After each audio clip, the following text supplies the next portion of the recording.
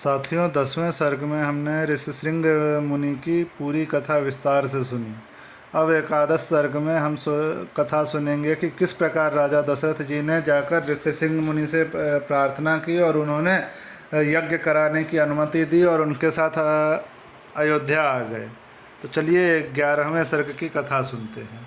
श्री सीतारामचंद्राभ्याम नमः। श्रीमद् वाल्मीकि रामायणम बालकांडम एकादश सर्गः।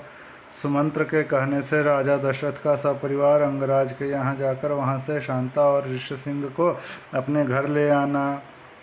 तदनंतर सुमंत्र ने फिर कहा, राजेंद्र, आप पुनः मुझसे अपने हित की वह बात सुनिए जिसे देवताओं में श्रेष्ठ बुद्धिमान सनत कुमार जी ने ऋषियों को सुनाया था।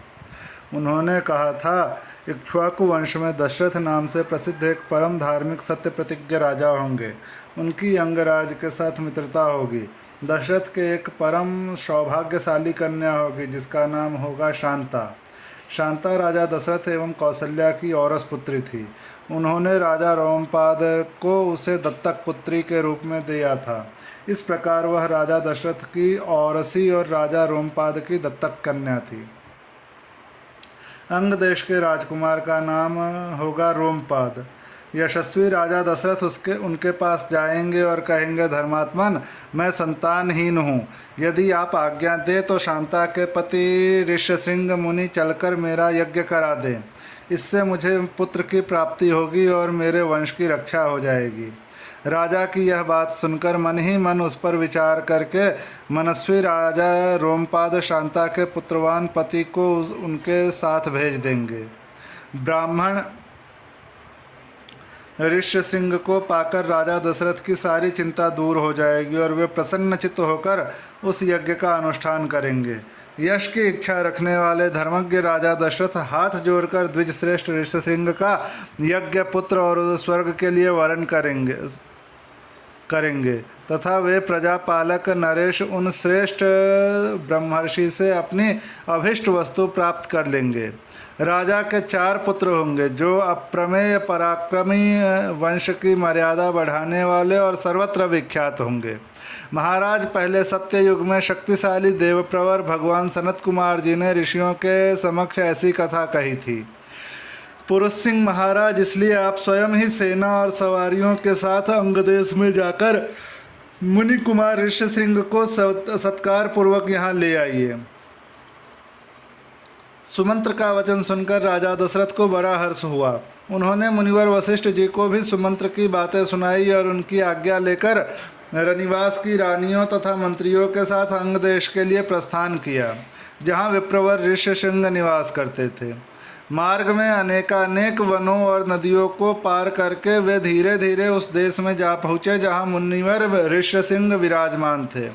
वहाँ पहुँचने पर उन्हें द्विजश्रेष्ठ ऋष्यशृंग रोमपाद के पास ही बैठे दिखाई दिए।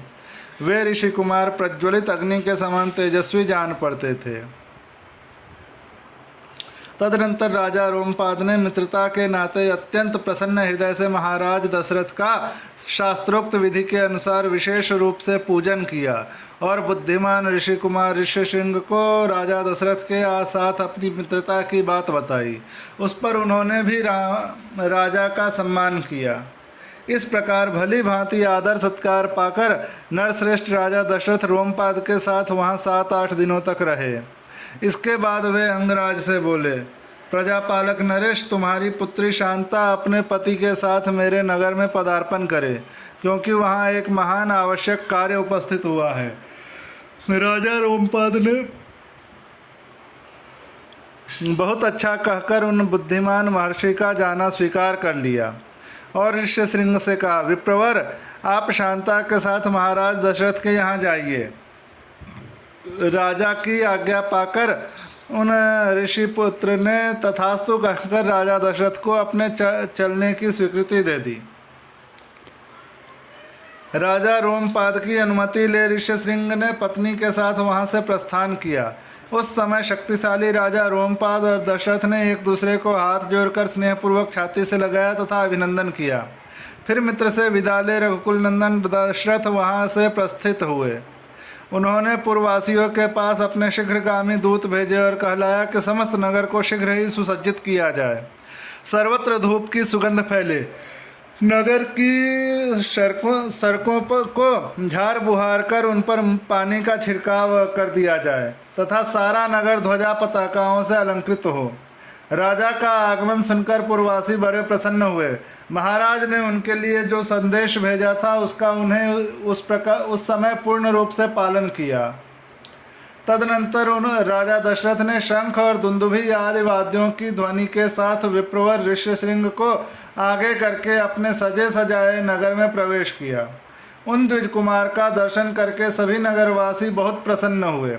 उन्होंने इंद्र के समान पराक्रमी नरेंद्र दशरथ के साथ पुरी में प्रवेश करते हुए ऋष्यशृंग का उसी प्रकार सत्कार किया जैसे देवताओं ने स्वर्ग में सहस्राक्ष इंद्र के साथ प्रवेश करते हुए कश्यप नंदन वामन जी का समादर किया था।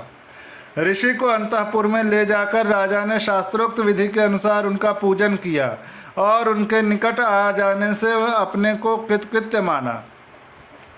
विशाल लोचना शांता को इस प्रकार अपने पति के साथ उपस्थित देख अंतःपुर की सभी रानियों को बड़ी प्रसन्नता हुई।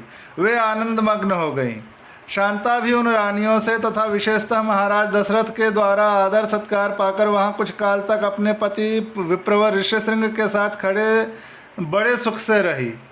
इस प्रकार श्री वाल्मीकि निर्मित आर्ष रामायण आदि काव्य के बालकांड में 11वां सर्ग पूरा हुआ।